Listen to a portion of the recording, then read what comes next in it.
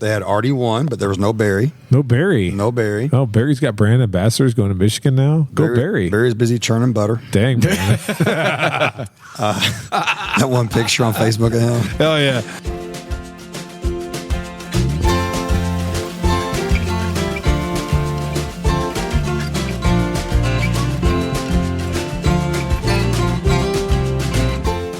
And welcome everyone to episode 177 of the Mashup, the best bourbon conversation you're going to hear all week long. We're your hosts, Anthony, Steven, and Kenny. Hello, Kenny. What's up, Steven? How you doing, buddy? Good. I feel like we can do one-on-one finally. Yeah, I'm enjoying this. I'm glad Anthony cannot make it There's over tonight. someone that's not talking tonight. I'm so glad he cannot make it over. Hello, guys. Oh, shut up. Did you get a sandwich from Starbucks that somebody fingered? I did, yes, absolutely. I don't know a whole lot about bourbon, but I did stay at a Holiday Inn last night. So apparently, Express? Oh, is it Holiday Inn Express? Yeah.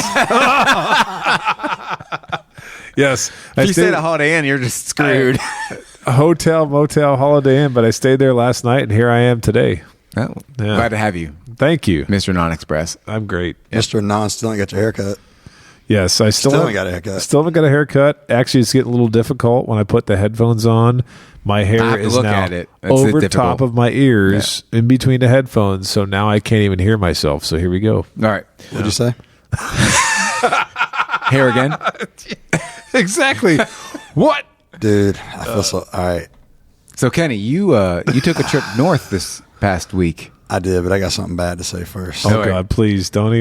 If you say, think about your mother.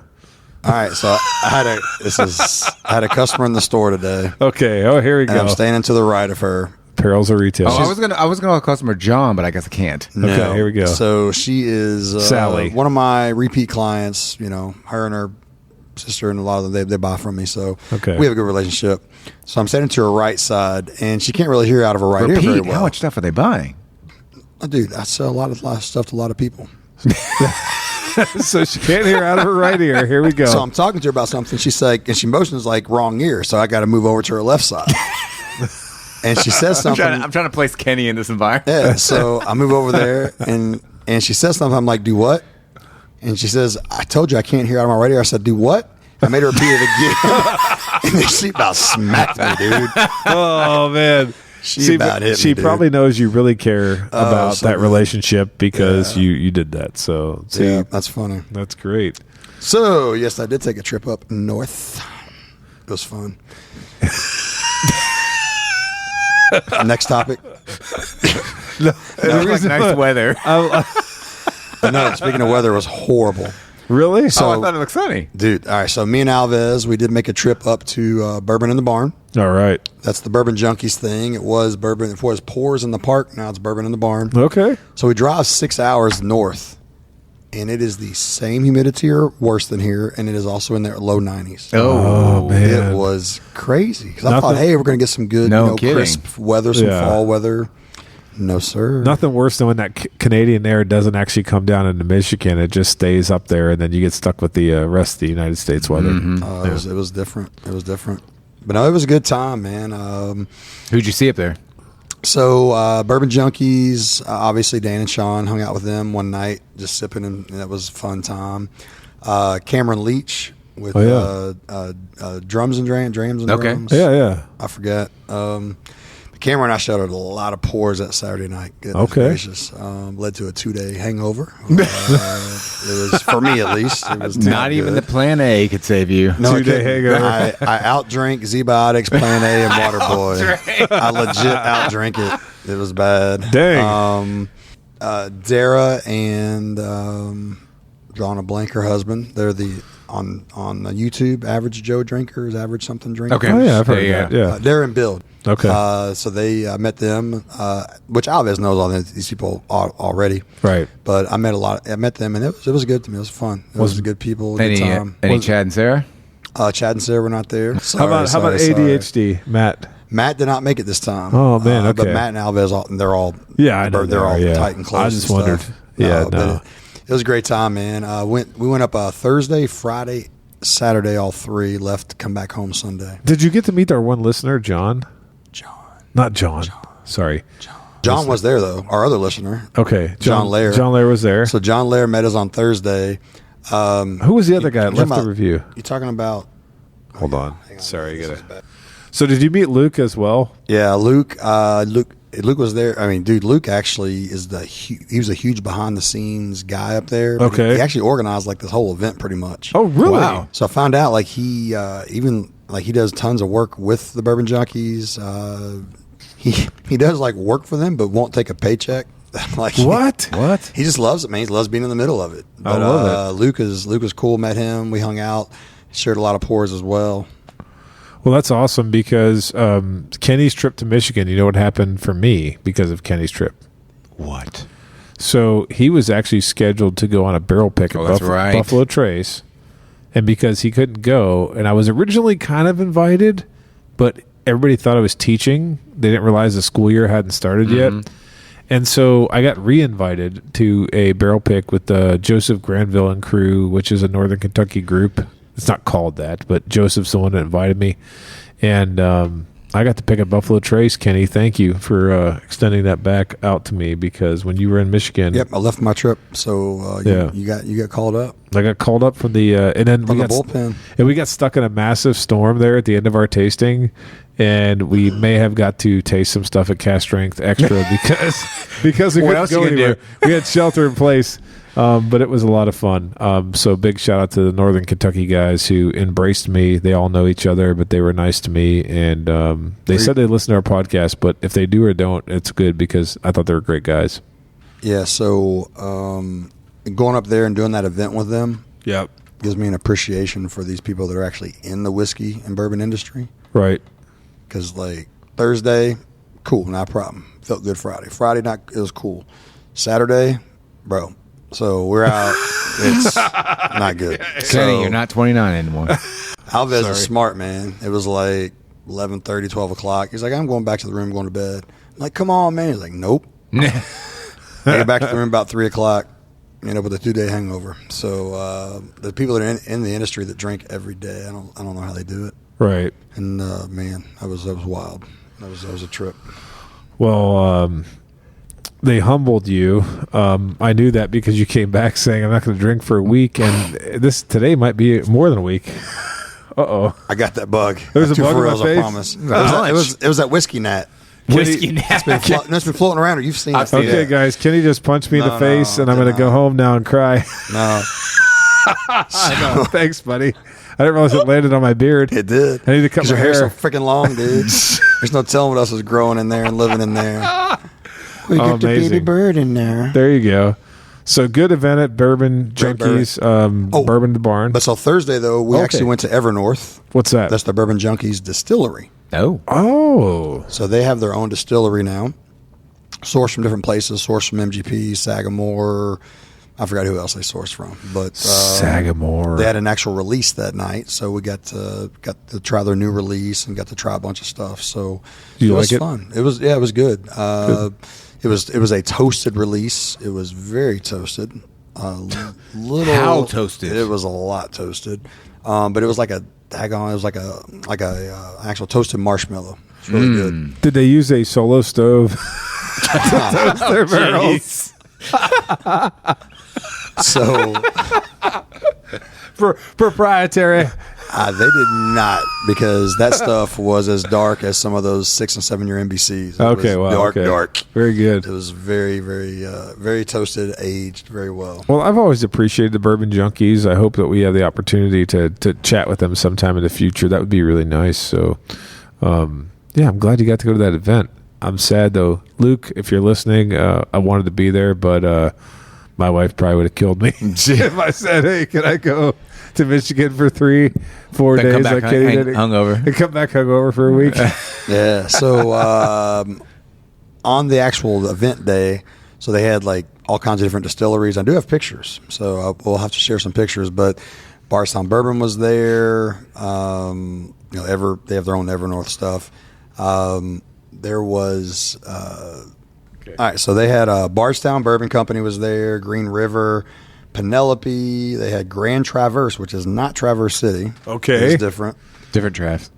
Different Traverse. Well, Traverse City's pretty good stuff. There's Grand Traverse.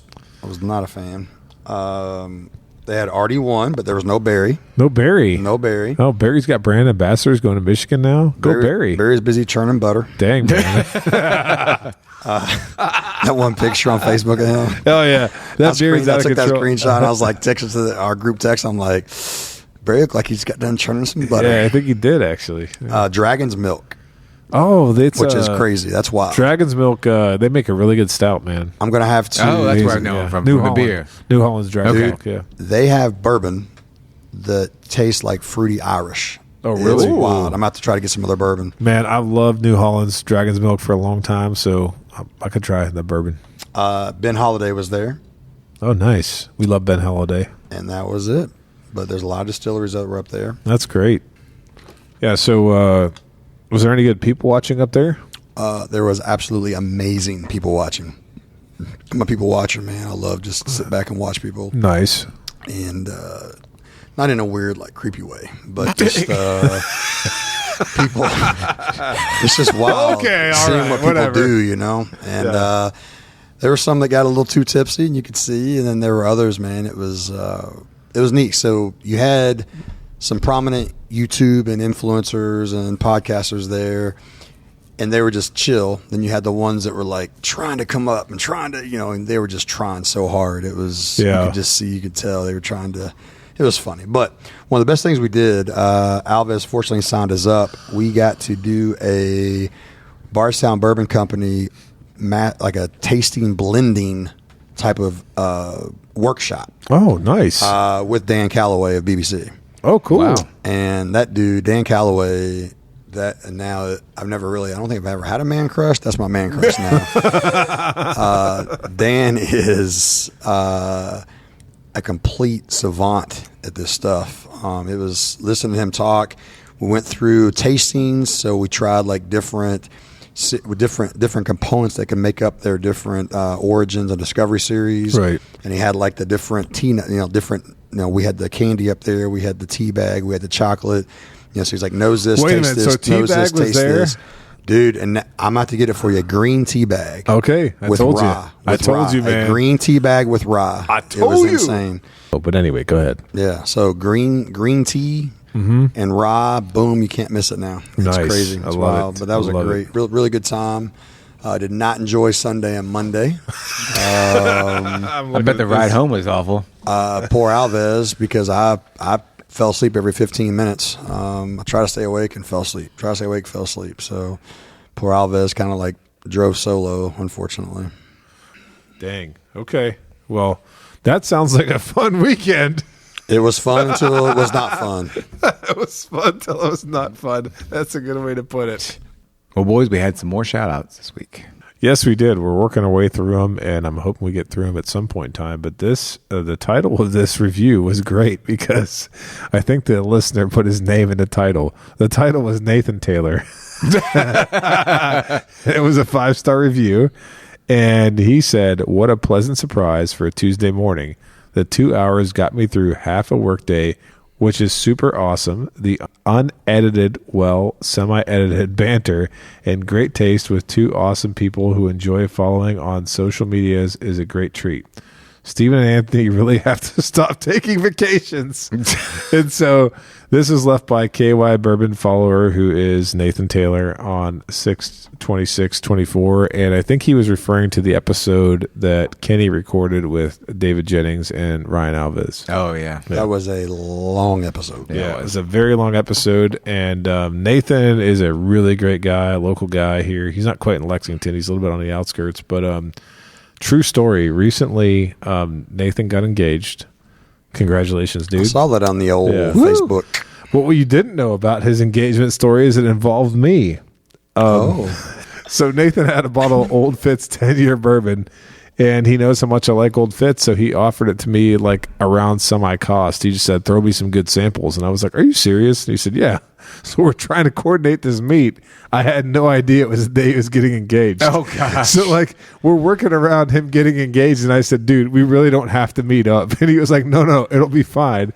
And so literally when we met up for the bottle, I think I had just caught he and his future wife, like, coming out of their engagement. And she's like, look at this, and showed me the ring. Gosh. I'm like, congratulations, guys. He's like, got to get going to friends and family. I'm like, completely understand, my man. And it was funny. So I was part of Nathan's engagement day, even though I was just trying to get a bottle off him. There's no rest for the weary. We're getting samples, right? Yeah, no rest for the weary. We're getting samples. But no, that was really nice of you, man, to send that bottle to me. And thanks for leaving that review. And we invite all of our listeners to leave us reviews. And if you'd like a shout out, just leave us a review on Apple Podcasts or Spotify. And next time we record, we'll give you a shout out. Well, for this week, we have a bottle of Michter's Toasted Barrel Bourbon. Oh, yeah. And I'm so excited because, Steven, you said Michter's correctly. Thank you. Back in the day, Steven can say Michter's correctly. So here we go. The Michter's Toasted Barrel Bourbon coming to us from the Michter's Distillery. The bottle date is 2021. The ABV is 45.7. Nice cork pop there. Proof is 91.4. The age is non-age stated, but Michter says this is fully mature bourbon that they then rebarrel until it's quote-unquote ready. Not sure what that means. The mash bill is undisclosed, even though some places in the online you can find a 79 corn, 11 rye, 10% malted barley. Michter's does a lot of different sourcing and different things with their bourbon, so don't take that for anything other than what I said. The MSRP on this was $100 in 2021, but the recent barrel strength toasted rye was released at $120 MSRP. So I don't think they've released a toasted bourbon since 2021. So this is actually the most current release of the toasted bourbon. Well, fantastic. Is that true? I don't think 2021. I don't think they've released it since 2021. I could be wrong. That's true. No, I think you're right. Yeah. They can do this weird thing though. Like, we can talk about the bottle, not to get ahead of ourselves, but they do a weird thing where they release it in spurts and they're like, oh, it wasn't ready, or now it's ready. And it's just kind of a weird marketing thing they do that I don't know if I really like. Like, well, why would you buy it if it's not ready? Right. They're just like, oh, good news, 3 years after I don't the want fact. this beta bottle. Yeah, Michter's 10 years now bottle. Ready. And it's like, oh, it's now ready from what? When was it not ready? Why didn't it release last year? So Michter's is kind of famous for just kind of saying, hey, our limited production, limited release stuff is ready when it's ready. But what do you guys think of that bottle? Well, it looks flat out awesome, just like their standard bourbon. You would literally walk in and mix this up with a $40 bottle. Exactly. They don't differentiate enough. So you said it looked awesome, but you're joking, weren't you? I was being, yes. Tongue-in-cheek sarcasm. Yes. And that's the same sticker, basically. Right, other than where it says limited release. And the wording of what the variant is. Right, exactly. They definitely do not do a good job of differentiating their special release in that bottle. They do it with the bigger bottle. I think it's one of the most beautiful bottles they have in bourbon, the Michter's 10, Michter's 10-year rye and bourbon. With that netting? That's beautiful, yeah. It really sets it off. Easy to find. Even though the bottle's similar, that netting, though, you're okay, I know I got a 10 now. Exactly. But for regular release, I'm not really a big fan of the way that they do this. But it's still an attractive bottle. It looks old-timey. Anyway. Didn't they do a release in 2018 and then 2021? Yes. So we should be on par for 3 years, be this year again? Probably. I would think they'd probably bring the Toasted Barrel bourbon out again. But, I mean, that's the thing. If you look at when they only released 2 other whiskeys, Toasted Sour Mash of the Toasted series, Toasted Sour Mash and Toasted Rye. We actually reviewed Barrel Strength Rye, I think, way back in the day, but we haven't reviewed a lot of Michter's products. That Toasted Barrel Strength Rye is dessert, and it's rich. Oh, yeah. No, I like that. Yeah, I don't think we've done much, surprisingly. Yeah, Michter's has not been something we've done a whole lot of. I don't know why. Just maybe a blind spot, because I do think they make good whiskeys. I'm excited to revisit with this one tonight. But yeah, they don't. It's very weird with them. Yeah. Well, I mean, they don't age state and they don't disclose, so it's, like we talked about, we like having some transparency. Right, absolutely. And they're not transparent at all. They aren't massively transparent. So I guess you've never done a barrel pick from them, have you? They don't have a single barrel program, do they? You can go down and pour your own. Nah, I've seen people do that. You do something down there where it's your own, but it's not like you're truly going and picking from barrels. But you can go bottle your own. It's just like thieving from a barrel. Some kind of event they do. I don't know. I don't know if you got to sign up for it or what. But I've seen people with their own bottle for that day or something. Right. Yeah, I've seen that too. Well, this to me in modern Michters was one of their first special offerings. I just got to reiterate this a little bit, but like they basically take their standard bourbon and then they age it in a second custom-made barrel. And the second barrel is like an 18-month air-dried wood, and then it's toasted but not charred. And they attribute that to being like a very unique thing that they do. But when we think about this, it debuted in 2014. Think about where the toasted / double-barreled category's at now, guys. It's like, a lot. In 2014, I actually went back and did research. So Jim Beam was doing some variant of double oaking back then.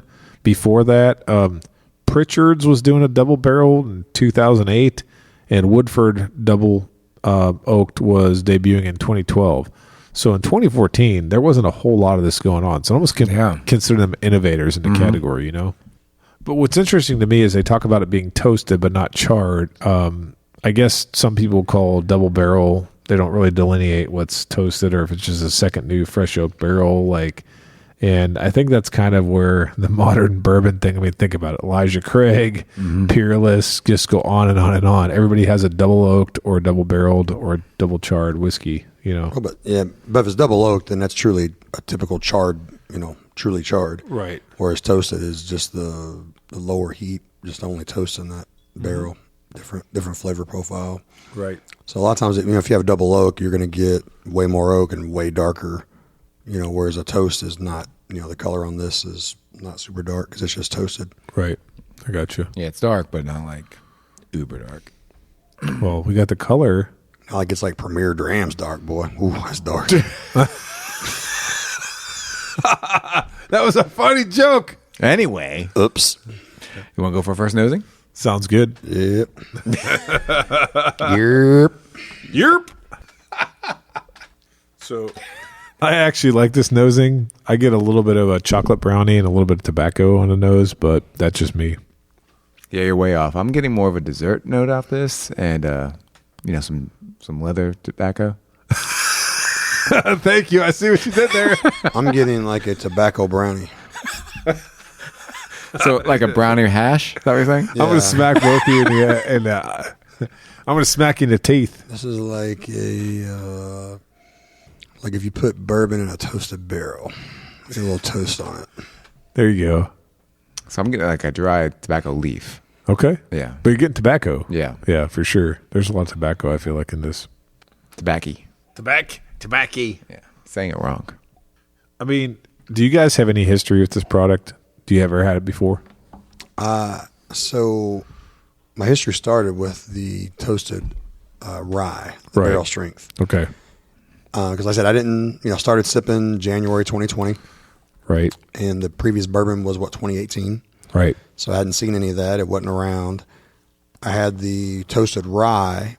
And then once they came back out with the toasted bourbon, I was like, ooh, I can't wait. But then once I saw it was lower proof, I was like, So I ended up, I looked into one. Okay. But I did taste, I got a sample. I think I got a sample of 2018, and I made my decision to not open my 2021 then. Okay. So I haven't had this 2021. I've only had the 2018. Gotcha. Steven, any experience other than toasted rye like Kenny had and not tasting the other ones? No, I think we've done the normal bottle, right? And then I think it was barrel strength rye. And then we've done the barrel strength rye, right? Yeah. So that's probably my only experience with it. Okay. Yeah. All right. For me, my buddy Brian, who I need to hang out with, I haven't hung out with him in a long time. He was the one that brought over a whole bunch of Michters, probably like 20, I would say 16, 17. And we sipped through them, and I really enjoyed the bourbon. And so I'm guessing he did a flight of them or a vert? Yeah. It was like a toasted, like I had the barrel strength rye. He had toasted bourbon, but I think it was a 2015 maybe. And we had toasted rye. We had a 10-year. We had a whole bunch of stuff. We drank him, and I think we liked the toasted barrel bourbon the best. Mm-hmm. And so I had that impression of it, but I never owned a bottle. And as luck would have it or not, this bottle wouldn't have been open tonight if it hadn't been for this one circumstance, right? So I think it may have been Alves. I can't remember who it was. One of our friends texted in a group message and said, does anybody have a Michter's Toasted Barrel Bourbon? And I said, I do. Well, I had bought this bottle in 2021 from a retail store. It was sitting on my shelf, and the fill level looked a little bit low to me. And I was like, why does that look slightly low? So I was thinking about selling this bottle to the buddy, and I took it and I shook it up. And as soon as I took it and shook it up, I noticed that some bourbon was streaking out of the top. So this was a factory sealed bottle that I bought at retail. You've talked about this before. Yes. Yeah. And next thing you know, like the bourbon was kind of spilling out of the cork. So I texted back and said, listen, I can't sell you this bottle. It's not sealed properly. And so I had no idea that wasn't sealed. And as a result, I opened it. And I was like, I'm going to taste this, and then we're going to do it on a podcast. So that's how that bottle got opened, was because the seal from the factory was not intact 100%. Thank you, Michter's Factory. There you go. We get to enjoy some good bourbon. There you go. Kenny, I just want to know how big of a leak this was. Yeah, when he brought it over, I believe this bottle is only like a quarter full. I think he's fibbing here. What happened? I shared a lot, honestly. I really did. No, and I did. I'm not going to lie. Since we always acknowledge, like, I did like it initially, but I think now that I've had more time to spend with it, I can't wait to taste it again and see how it tastes. Okay. So I would love to hear what you guys think, because I'm getting a couple of distinct things, and I have spent a lot of time with this whiskey, and I don't think it's as good as whatever Brian served up to me back in the day. I really don't. But I still like it. Go ahead. I want you to lead somebody else to lead it off, so I don't influence anybody here. I believe with the lower proof, right, a lot of just the toastiness is coming through strong, and not a lot of other things. Okay. I'm glad you said that, because I wasn't getting many notes out of it, so I didn't know if my taster was broken. I just think it's where it's lower. So it's kind of like if you take which I know you love the old Fitz's, Anthony. Right, I do. But you take a old Fitz that might have been a really high proof, you water it down to 100 proof, you get rid of some flavor, but you still keep that oakiness where it's 14, 16, 17 years old. Right. I think with this watered down, that toasted and that oakiness still stays, but you lose some of the other caramels and some of the sweetnesses and some of the vanillas and all that. I would love to see this at barrel proof. I do think the toast dominates. But the other thing I'll say is it has some sweetness. It's upfront sweetness. But this is where I get critical, and I really shouldn't, but I think that, some other toasted bourbons, the chocolate notes are heavier. They have a lot more like going on there, like the caramels are a little bit more heavy. This has like almost a weird capsaicin, like peppery kind of Band-Aid-y. Like a peppery Band-Aid-y kind of flavor to it. Band-Aid? Yeah. Really taste it again. Seriously. Honest to God. It has bandage? like a capsaicin, like a bandage kind of. Not that I lick bandages, but I can smell them. Kenny. See if you can pick that out. Okay. So, wow. This takes me back to like 1985. Oh, God. Here we go. He's not even serious. No, I can see his face. I'm being serious. So, I wrecked my bike and skinned my knee and put a bandage on it. And I took that bandage off and licked it. And I'm there, dude. I'm there with you. Anthony, you're exactly right.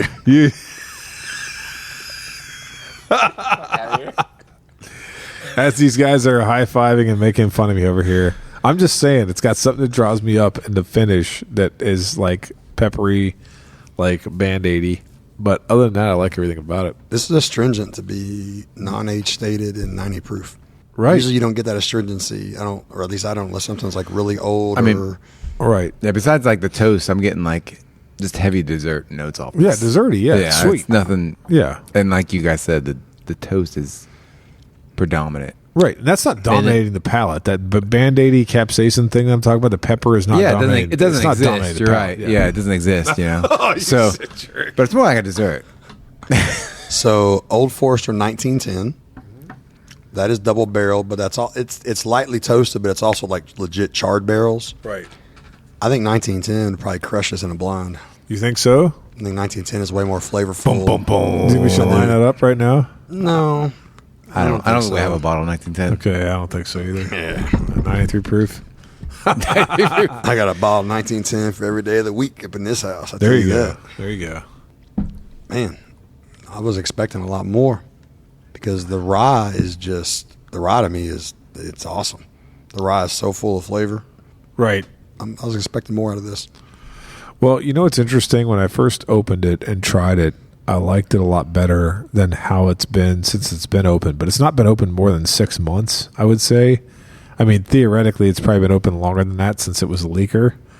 But I don't remember it tasting like the ones that I had back in the day when I first started drinking. Like it seems like it, like you said, astringent and not in a good way. Like sometimes the astringent mixed with the sweet is okay because it like highlights the oak. The oak like a 13th Colony double oak. 13th Colony double oak. There you go. Boom. Perfect. Yeah. I love that. But this is, it's a little weird. Yeah, I think what you're finding is the Band-Aid's really watering it down. And so you're not getting a lot of the rye coming through. That's what I think it is. Yeah. 1985, man. You're killing me, dude. You're killing me. You guys are a bunch of goofballs, and I love sharing these pours with you. Sharing what? Uh-oh, what is that? We got pocket pours. Oh, come on. Are you serious? Musical eggs? These are pocket pours to go against this. Okay. Oh, I love pockets. Right. So, as I was saying that I didn't think that Kenny was going to pour anything against this stuff, here we go. He's got some samples. This will be your glass. When it's sitting in front of you, will be on the right. This will be your right glass. Can I put this in the middle? No, Steven. But if you're going to start from the left, why do you care about the right? This is the right. Which one was it? The right that he just gave us? The right. Okay, this next one is the left. Can I put it? Where's the Michters going? In the middle? Put the Michters wherever you want to put the Michters. Okay. Okay, I'm going to put it by Kenny. But for these two blind pours, right and then left. So this is the left blind. Left and right. God, it's like a militant over it's here. Too hard. It's militant. I can't even focus. My God. Speaking of too hard, man. It's fun seeing like these math equation problems that pop up on Facebook. The people guess like they are legit. Like as a matter of fact, boom, it's the answer, and they're like, boom, you're wrong. Yeah, exactly. So I want y'all to try these two against this. There's a true method to this madness. What is the right one? I mean, don't tell me, but I'm saying like. Yeah, the right one is a little bit weird. It's just a little weird. All right, so the one on your all's right. Yep. All right, and then I got the left. Here we go. I know which one's which. Okay. So right, the left one, the second one you pour is a little more floral. I suppose like than the first one, right? The second one has got this. It's got an interesting nose. Almost smells like buttery feet. No, that was a tasting note. That was the new riff. Michael Kinney prank episode, right? Yeah. The April 1st. Yeah, Michael had that, and I brought it back out. That's what it for was. New Riff, yeah. New Riff was, whatever that was. All right. Are you saying this is New Riff then? No, it was a Pennsylvania. No. Remember some Pennsylvania weird bourbon. Pennsylvania bourbon? Okay. So I like the right one better. You like the right one better? I don't even know which one I like better here. I feel like the right one's proofier. I like the left. The left's good too. Thanks for the vote of confidence there. These are both good. I'm actually going to try back the Michters now too. Yep, do that. Okay, the Michters is more in line with the left pour. I think so. Yeah, I agree with you there. But this is tough because whatever you poured as a blinds, I think the right was good. The left was similar to the Michters, but when I go back to the Michters, I think I still like it the best, which is really weird. Out of the two blinds? Really? Yeah, the two blinds, yeah. Wow. Which I don't know, though, because I'm going to retry the right one real quick. Kenny's taking your cheap date. I'm going to go back and try the Michter as well. Well, I may revise that. I think the right glass might have the edge, but I think that my middle glass, the left one, the left glass, sorry. You like that, Kenny? The middle one, the left one. I am so confused. Left and right. Left and right for the blinds. The left glass, I think I like less. So if I had to vote right now, I would say right glass number 1, Michter's number 2, and the left glass number 3. That's my order right now. I'm going back and hit them as well real quick. That's my order right now. My order later will be a Mexican pizza and a cheesy double beef burrito. I'm going to follow you. All right. I like both blinds for different reasons. You like them better than the Michters? Yeah. Okay. I don't care which one's A and which one's B. Okay. On the blinds. Okay. I like them both. But if I had to pick, I pick Kenny. Oh. We got a love fest going on over here. All right, so for me, the right blind is my favorite of these. I kind of figured. It's more depth to it. Wasn't that your favorite too, though? It was. It's a little proofier. Yeah. I took two approaches to this. So this Michter's Toasted Bourbon, retail 120-ish. Well, actually $100 because it was 2021. Yeah. I think it was actually $99.99. But what has secondary been? I think it's cooled a little bit. 180 to 220. 220? Yeah, 180 to 220. Yeah. I thought they were like 300 or something. They might be. They might be because they release so infrequently. They might be 300.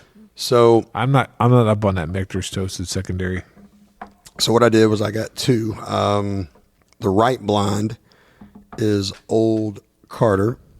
Oh shoot! The 2KY. So the Kentucky 2 bourbon. I remember that. That was toasted, wasn't it? Toasted bourbon. So that one is, what was 180 to 210 was retail on those, 220. And I don't think I drank a bottle of that. Yeah. Yeah. So I grabbed a bottle that was around the same secondary as what the Michter's is. Okay. So for me, that was my favorite. And for you, was that your favorite? That was my favorite, yeah. Okay. And then the second blind is Elijah Craig Toasted. Oh, there you go. Because that way the retail is lower as well. So you can kind of compare, which, Stephen, you like that better. I like them both. But you like them both better than the Michters? Or no? Yes. Okay. Yes, I think I did. So that was the thing for me, was since this Michter's is only not, 90 point something proof, 91 91.4. 91.4. I mean, that's why I thought like a more readily available $70 to $80 Elijah Craig Toasted, I thought hung with that, man. Right. And then if you wanted to jump up to what these Michters go for secondary, that's why I pulled out the Old Carter. I liked it better as well. Okay. Don't get to drink Old Carter every day. That's true. So, Mashup Boys, would you pass, try, or buy on the Michter's Toasted Barrel Bourbon? Kenny, do you want to go first, sir? You don't lead us off very often. You want to lead us off? I will. I don't want to influence you guys, so just I'll go make first. sure you stick with what you got. So I think, Dude, jump right in there. Yeah, I'm gonna try this. Okay. Yeah, I liked it, but against the blinds, I know I shouldn't do that. That's why the blinds are there, man. I like the blinds more, but I can't really compare against Old Carter because that's just another level. But same price though. Yeah, I think it was pretty. I think the Toasted with the low proof kind of made it one dimensional in a way. Right. So I'm just gonna try on this one. Kenny, can you go next? Anthony, why don't you go ahead and go? You're ready. Here's what I'm going to say about this, because Kenny is he's sandbagging over there. He's not wanting to say anything until he hears everybody else. Yep. So I like this Michter's Toasted Barrel when I opened it. I didn't regret opening it, but I think it also, Stephen, I'm going to match you with a try because the Elijah Craig Toasted Barrel is good. Mm-hmm. If people sold Elijah Craig Toasted Barrel for what it's supposed to cost, which is $65 instead of $90 or whatever the heck they're charging for it, that's a pretty dang good pour. Yeah. However, I also think that when you look at Woodford Double Oaked, right, or Woodford Double Oaked, which is a very popular product, which I really like. It's good. It's available. I think Michter's hangs with it, and but Double Oak is a lot cheaper. It can be definitely for the secondary. So it's a try to a try minus, which is sad because when I had this pour with Brian, the 2015 edition, I feel like it was a lot different. Could have been my palate then, but I really liked it, and I really believed in it. And even when I opened this bottle, I liked it, and I've liked the sip, but I can't recommend it to others the way that I would have before. Yeah. Kenny, can you enlighten us? Yeah, yes. Kenny. I'm going to have to go a little bit different than you all. Okay, great. So y'all are both tries, right? Yep. See? All right. I am a buy Pourquoi? at retail to flip it, and I am a pass to drink it. I have no idea how to enter this in. So He's a pass. it's one of those things. It's an allocated bottle. Right. So you always got to buy at retail. Right. But I'm a pass as far as if you want to open this bottle up. I'm a pass. Total pass. Yeah, I don't think I have a problem with that. Yeah, it's lost its luster a little bit. I feel like it was a very good bourbon, especially back in the day, but now I feel like it's lost a little bit. I think what you said about the double oak. Right. I think if you go to a restaurant and you want to try this, the double oak's going to be cheaper. Right. And probably better. Yeah. And it's going to, I'll just go ahead and take that. Yeah, we don't have Woodford in this panel tonight, but Woodford, the amount of double oaked, man. I think a Woodford or 1910 would actually beat this in a blind. There's some store picks that are amazing. So, yeah. I don't want to disrespect it because it is. No, it's fine. It's limited production, limited release whiskey, Steven. Oh, that's true. Yeah. You know, we got to respect that. But, yeah, it's, hey, you got to watch out. Like, when are they going to be ready to release it next? Fall. Probably this year. Right? Maybe. 2020, 2018, 2021. From now. 2024. Weeks from now. Okay. So be on the lookout. When that press release comes out, like, oh, shucks, we just made it. We never knew if it was going to be ready, but it's ready now. You'll be ready to go out and, I guess, try minus that Michter's Toasted Bourbon. Boom. And with that, thanks for listening to this episode. Please like and follow us on Facebook, Instagram, and Twitter at The Mashup KY. Don't forget to visit our partner, bourbonoutfitter.com. Enter code The Mashup for a special discount. Also, head on over to our partner, the Woodwork Collective, at woodworkcollective.shop. Enter code MASHUP for a 15% discount. Also, let us know your thoughts and bottom in the comment section. Until next time, keep it neat.